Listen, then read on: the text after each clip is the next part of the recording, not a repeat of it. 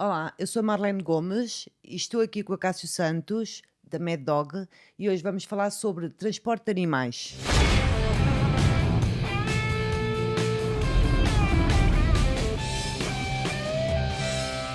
Vamos falar dos mais simples, para começar. Por exemplo, o transporte de roedores. Um coelhinho, um porquinho da Índia, um hamster. Tens no mercado transportadoras de plástico que servem perfeitamente para alojar o animal e ele fará uma viagem confortável. Em relação, por exemplo, às aves, eu recomendo que vão também numa caixa, de preferência que não deixe passar a luz. Os animais deste tipo, estando no escuro, reduz-lhe o stress. Uma simples caixa de sapatos, por exemplo, com furinhos e com a ave lá dentro, ela faz também uma viagem muito confortável. Depois então passamos para os peixes, por exemplo, também posso falar no transporte de peixe. É feito num saco de plástico, eh, com pouca água e com o máximo de ar que consigas introduzir no saco plástico. Convém também embrulhar esse saco em jornal ou em papel, quer para tentar conservar a temperatura. Em relação aos répteis, por exemplo, eh, as cobras, que têm uma particularidade, normalmente são colocadas dentro de um saco de tecido, saco esse que depois dás um nó para que elas não consigam fugir, mas o saco ao mesmo tempo permite que elas respirem. E o facto de elas também não estarem a ver o exterior também lhes diminui o stress. Depois deverão ser colocadas num recipiente, dentro de um recipiente, com as chamadas bolsas de aquecimento. É uma bolsa como se fosse uma pequena almofadinha, que em contacto com o ar, através de uma reação química, vai começar a libertar calor e esse calor normalmente prolonga-se por cerca de 12 horas. Como são animais de sangue frio, convém conservar essa temperatura. Essa caixa que eu referi, onde elas são inseridas, preferencialmente esferovite, porque também é um bom isolante térmico e ajuda a manter a temperatura. Não temos também que manter a temperatura, por exemplo, quando transportamos aves? Não é tão importante, porque as aves são animais de sangue quente.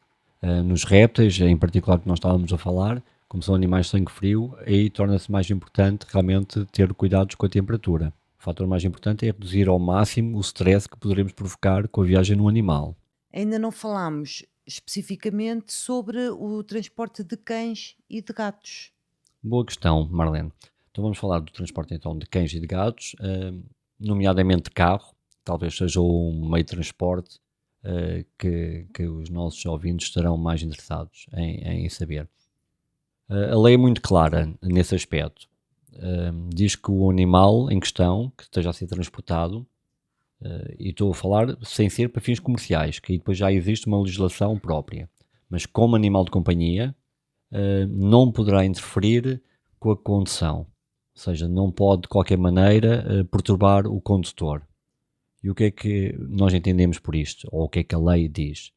É que o animal terá que ser transportado ou dentro de uma caixa de transporte, que será o ideal, por exemplo, para um gato ou para um cão de pequeno porte, ou no caso de um cão, terá que ser ou transportado na bagageira, e nesse caso poderíamos optar por uma rede flexível para separar a parte da bagageira do resto do habitáculo do carro, ou por uma grade fixa, que normalmente é colocada por meio de ventosas.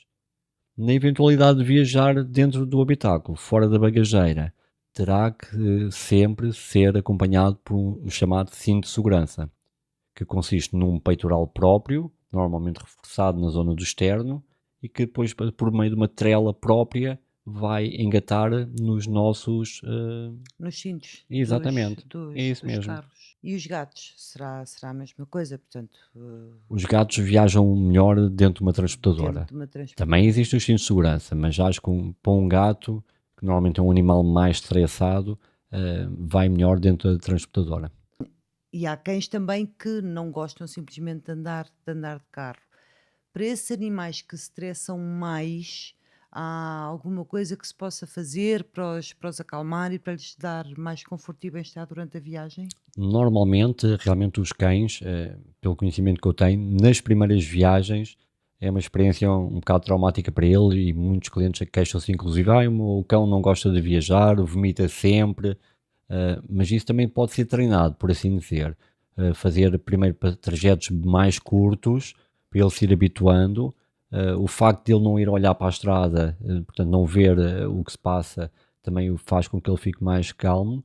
E em última análise, para aqueles animais mais nervosos, pode sempre consultar o seu médico veterinário e dar-lhe que existe medicação para diminuir a ansiedade e para ter uma viagem mais calma. Devemos levar alguma documentação connosco ou não? Depende muito do tipo de transporte. Em termos, por exemplo, da aviação civil, a documentação é muito mais rígida, sobretudo se for para voos fora de E Portugal. para determinados países? Então aí nem se fala. Em termos, por exemplo, de transportes públicos, estamos a falar de autocarro, de metro, de carris, a lei também nesse aspecto também é muito clara. O animal terá que estar obrigatoriamente sujeito dentro de uma caixa de transporte, ou na eventualidade, devido ao seu porte não ser possível, terá que estar com uma trela curta e terá que estar obrigatoriamente também assaimado. Ok? Normalmente também há certas companhias que exigem que realmente a documentação esteja presente, nomeadamente o boletim de vacinas e no caso de serem animais potencialmente perigosos, o respectivo comprovativo do seguro. Eu posso, por exemplo, em Lisboa, levar o meu cão, que é grande, levá-lo no metro Podes, desde que assaimado e com trela, ou no autocarro, ou no autocarro, uma coisa ou que eu num táxi. não fazia a mínima ideia. Não fazia a ideia Mas que também conseguia. há muito celeuma, há muitos relatos e muitas queixas contra essas transportadoras, mas às vezes, talvez por ignorância dos próprios condutores ou operadores, às vezes há Ou, pequenos sururus. ou das pessoas Sim. propriamente ditas, não é? Dos outros passageiros, que se virem um cão grande, se calhar É. já estão todos a correr também, ou aos gritos. Atenção, eu gostava de, porque às vezes as pessoas não sabem, em relação ao transporte de carros, muito cuidado, não facilitem.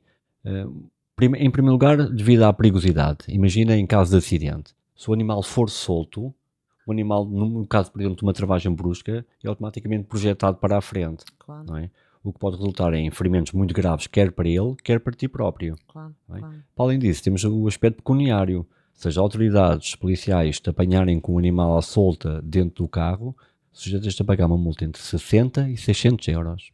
Portanto, aquelas pessoas que gostam de conduzir com o seu cãozinho pequenino no colo ou em Ao cima do volante, volante têm pensar que duas vezes. pensar duas vezes. E quando queremos viajar de avião, Aí realmente os requisitos são um bocadinho mais apertados. Aí obriga-te a que o animal esteja microchipado, vacinas em dia, passaporte veterinário, é um certificado sanitário, por assim dizer, que podes ir ao teu veterinário pedir, em que atesta que o animal de estado de perfeita saúde para poder viajar, e eventualmente, dependendo do país para onde vá, exames de sangue específicos. Ok? Isto em relação ao animal. Em relação ao transporte propriamente dito, a caixa onde ele vai tem que ser homologada pela IATA, que é a entidade que regulamenta os voos aéreos. Nomeadamente é uma caixa que tem que ser rígida, tem que ter uma porta de duplo fecho que oferece uma certa segurança. Essa própria caixa também obedece a umas certas regras, nomeadamente o animal tem que ter o comprimento mínimo do tamanho do animal, o animal tem que conseguir dar a volta sobre si próprio e o animal tem que se conseguir sentar. Portanto, não podes tentar pôr um pastor alemão ou um uma Doberman mini numa caixinha. caixa para um caniche, porque senão o cão não embarca. Depois o animal poderá viajar ou na cabine ou no porão. Se o peso da caixa e do animal em conjunto for inferior a 8 kg, aí poderá viajar na cabine. Caso contrário, terá que ir no porão. Isto também tem custos diferentes. Eu estive a fazer uma pesquisa e, por exemplo, para um voo doméstico cá em Portugal, se ele for na cabine, pagará 35 euros de bilhete e se for no porão, até 32 quilos de peso, pagará 70. Para um voo na Europa, na cabine paga 70 euros e no porão paga 100 euros. Creio eu que haja países para onde não se pode simplesmente entrar com o nosso animalzinho doméstico, que Claro, claro. obedece a determinadas leis, a quarentenas. Claro que sim, Marlene. É muito grande essa lista? Agora, assim, de momento, recordo-me especificamente do Reino Unido, que tem, e por exemplo da Austrália também, que tem uma legislação muito apertada nesse sentido e que obriga a uma quarentena.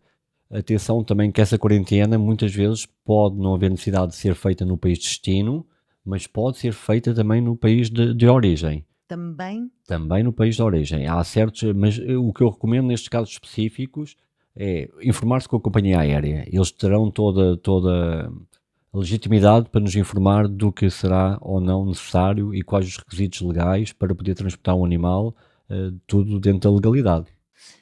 isso tem a ver com as raças de animais ou tem a ver simplesmente com Não, não tem o nada, animal? tem a ver com o animal, não tem nada a ver com as raças.